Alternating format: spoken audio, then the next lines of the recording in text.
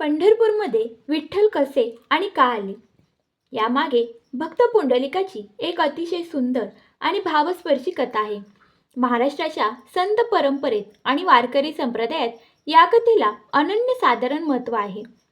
पुंडलिक नावाचा एक तरुण आपल्या आईवडिलांसोबत दिंडीरवनजवळ राहत होता. सुरुवातीला तो आपल्या आईवडिलांचा आदर करत नसे आणि पत्नीच्या ऐकण्यात राहून त्यांना त्रास द्यायचा. एकदा तो आईवडिलांसह काशी यात्रेला निघाला. वाटेत ते कुकुटमुनी नावाच्या एका ऋषींच्या आश्रमात थांबले. तिथे पुंडलिकाने एक आश्चर्यकारक दृश्य पाहिले. पहाटे काही लहान मलिन कपड्यातील स्त्रिया आश्रमात आल्या. त्यांनी ऋषींच्या आश्रमाची स्वच्छता केली, अंगण झाडले आणि जाताना त्यांचे कपडे एकदम स्वच्छ आणि चमकदार झाले. पुंडलिकाने धाडस करून त्यांना विचारले, तुम्ही कोण आहात?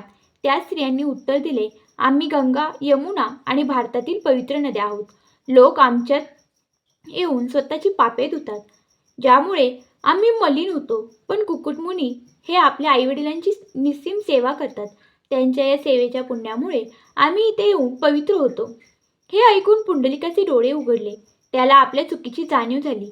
त्याने काशी यात्रा तिथेच सोडली आणि आईवडिलांना घेऊन तो घरी परतला. त्यानंतर तो अहोरात्र मनापासून आपल्या आईवडिलांची सेवा करू लागला. पुंडलिकाची ही मातृपितृभक्ती पाहून वैकुंठात भगवान श्रीकृष्ण अत्यंत प्रसन्न झाले. पुंडलिकाला दर्शन देण्यासाठी आणि त्याला वरदान देण्यासाठी भगवान स्वतः वैकुंठातून भूतलावर आले.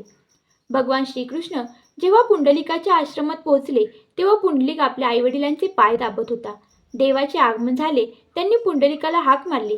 पुंडलिकाने मागे वळून पाहिले तर साक्षात भगवान उभे होते. पण त्याच्यासाठी आईवडिलांची सेवा ही सर्वोच्च भक्ती होती. ती सेवा मध्ये सोडणे त्याला योग्य वाटले नाही. म्हणून त्याने देवाचा आदर तर केला, पण देवाला उभे राहण्यासाठी जवळच पडलेली एक वीट सरकवली आणि म्हणाला, देवा, माझे आई वडील झोपत आहेत. त्यांची सेवा पूर्ण होईपर्यंत कृपया आपण या विटेवर उभे राहून माझी प्रतीक्षा करावी. भगवान श्रीकृष्णाला पुंडलिकाचा हा निष्पाप भाव आणि भक्ती खूप आवडली. देवाचा कोणताही अहंकार तिथे उरला नाही. देवाने आपले दोन्ही हात कमरेवर ठेवले आणि ते त्या विटेवर उभे राहिले. विठ्ठलाचा शब्द असा. विठ्ठल हा शब्द वीट, ज्याला कानडी किंवा जुन्या भाषेत विठू किंवा विठ्ठ म्हणतात, आणि स्थल उभा यावरून आला आहे. म्हणजेच विटेवर उभा असलेला तो विठ्ठल. जेव्हा पुंडलिकाने आईवडिलांची सेवा पूर्ण केली तेव्हा तो देवाच्या चरणी लीन झाला. देवाने त्याला वर मागण्यास सांगितले. पुंडलिकाने देवाकडे एकच वर मागितला, हे देवा, तुम्ही मला दर्शन दिले, मी धन्य झालो. पण माझी अशी इच्छा आहे की तुम्ही या स्थानाचा त्याग करू नये.